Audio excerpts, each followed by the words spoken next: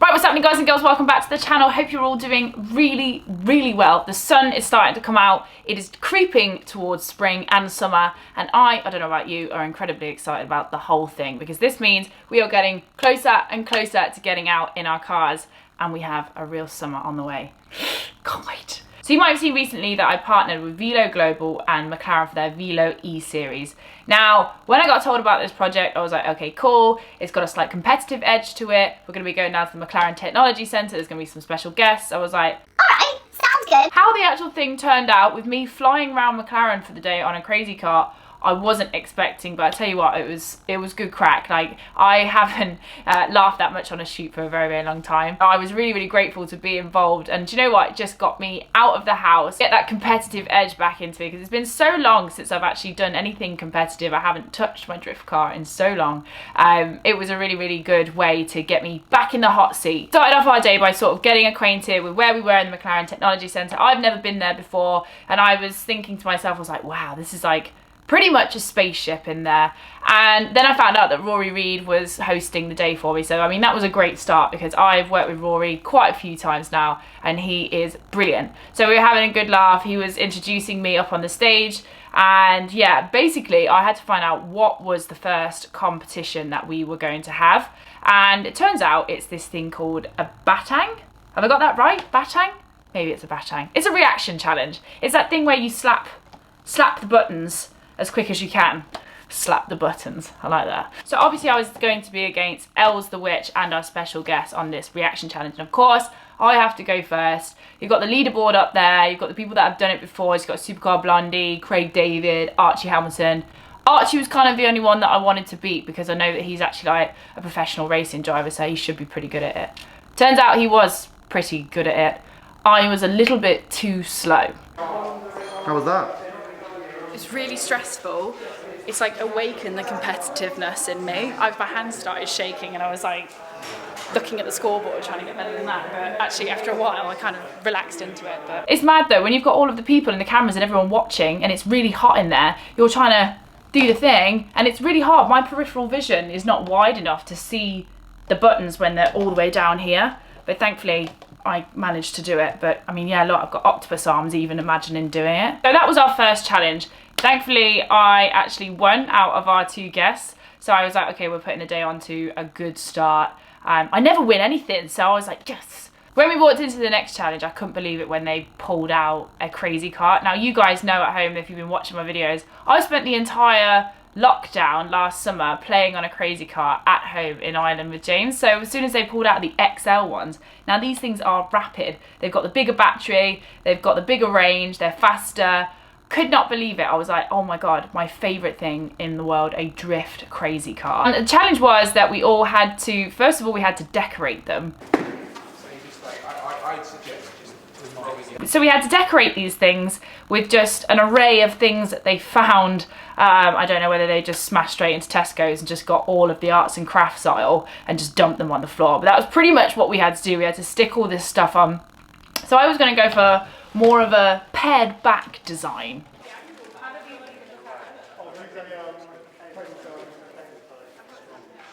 Well, it's not really pared back, is it? It was kind of just stuff stuck everywhere. I did my best. Look, we've got the lights on there. We had the little Union Jack and I did the see you on it.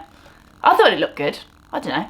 I think by the time we actually got my crazy car out on the road, I looked at it and I was like, wow, that is an attack. It's an art attack.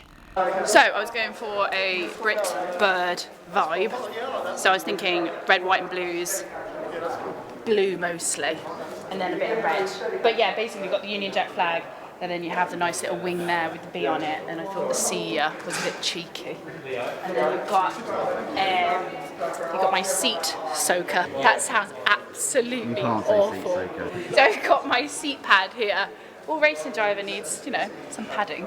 And then you've got the tape on the handbrake, and then the tape on the wheel. And then I did my little bee, they're flames, don't ask.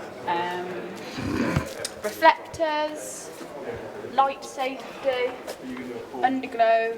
I did one bee the right way around, the other one the wrong way around. It's fine. I'm not very good with mirrors. The great thing about all of this is you've got the background of the McLaren Technology Centre at all times. So you've got all of the workers, you know, creating the cars, doing whatever they do, just in the background quietly. And then there's just us bunch of clowns walking around.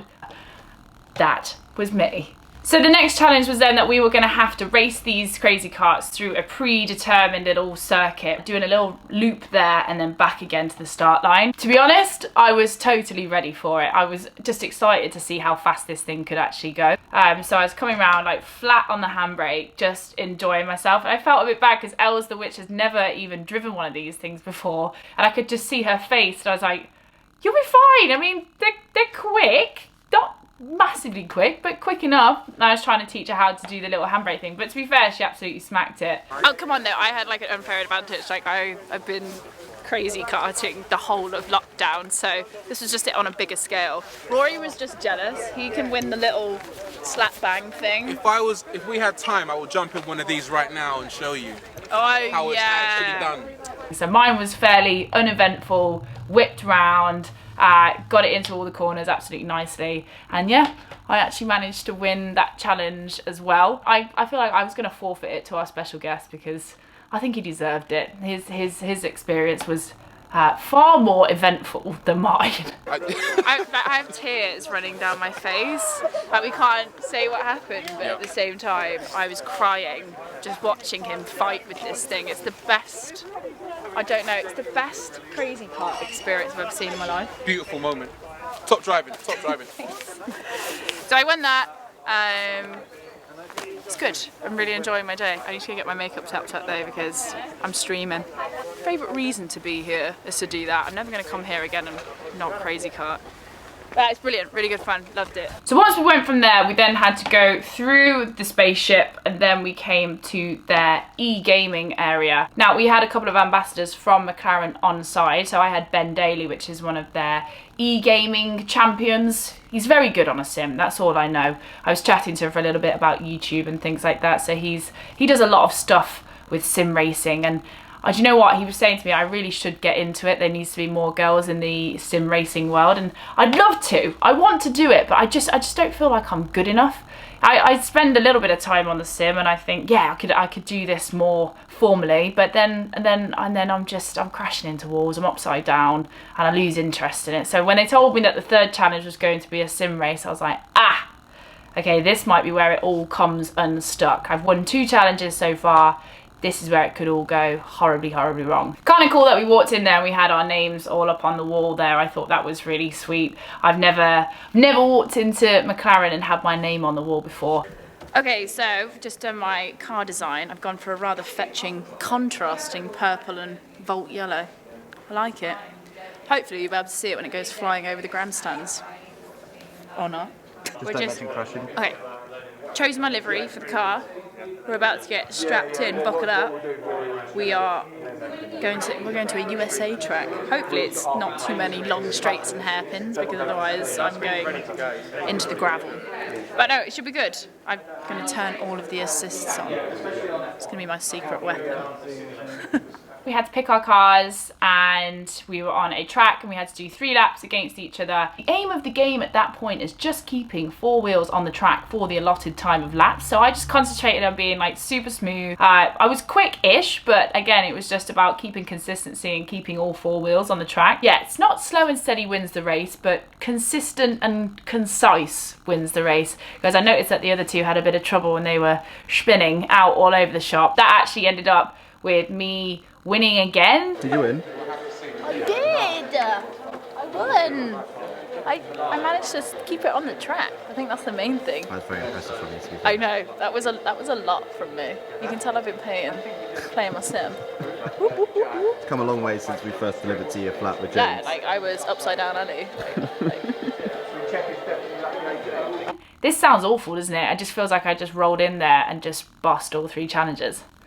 Which you can't do. But it's not the point. I won the last challenge. But it was a big ego stroke of a day. I haven't won 3 challenges in anything in the last 10 years. So to consolidate all of that into one day was quite impressive for me, really. But at the end of the day, we have to remember that these are just challenges that they've made up for a E-Series. But it doesn't matter, still a winner. Guys, that was my day at the McLaren Technology Centre with Velo E-Series. Now there's more coming. So we have a live stream race on the 3rd of April. Make sure that you check out Velo's global YouTube channel because it's got all of the episodes that they've done before with the other guests, and they'll also have my episodes on there as well. It's a really, really good fun series, you know, like in this time where we all want to just watch something which is just a bit of crack. This is really, really fun, so make sure that you watch that. Other than that, guys, that's me done for this week. Take care of yourselves, stay safe, all that good stuff, and I will see you very, very soon. Bye.